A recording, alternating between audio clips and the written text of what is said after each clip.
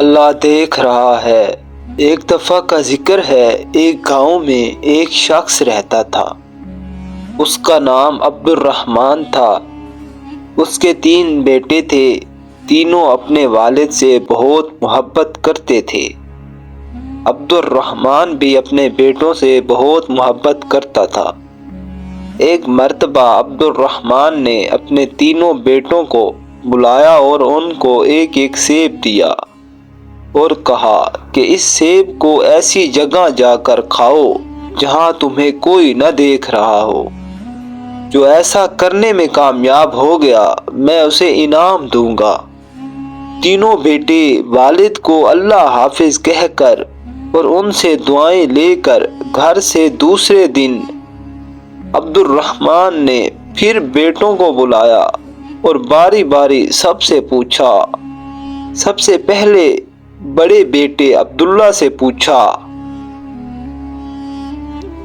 کیا تم اس کو ایسی جگہ کھانے میں کامیاب ہو گئے جہاں تمہیں کوئی نہ دیکھا؟ عبداللہ نے جواب دیا، الحمدللہ ابا جان، میں نے وہ سیب ایک درخت کے پیچھے جا کر کھایا۔ وہاں مجھے کوئی نہیں دیکھ رہا تھا۔ کیا کیا؟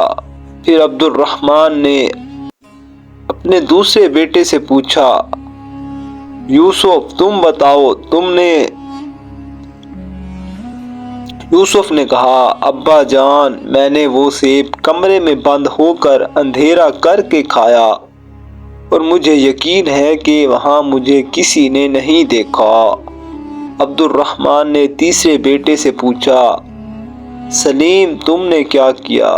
سلیم نے کہا، ابا جان میں نے کتاب اسماء الحسنی میں پڑھا ہے، اللہ کا ایک نام ہے البصیر، ہر ایک کو ہر حال میں دیکھنے والا۔ میں نے بہت سوچا اور تلاش کیا لیکن مجھے کوئی ایسی جگہ نہ ملی جہاں میرا اللہ مجھے نہ دیکھ رہا ہو۔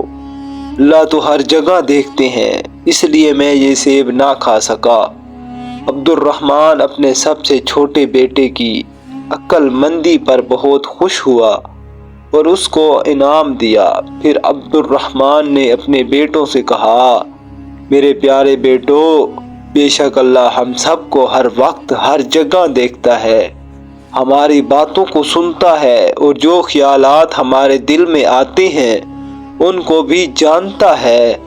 وہ علیم بذات الصدور یعنی دلوں کے چھپے ہوئے رازوں کو بھی جانتا ہے۔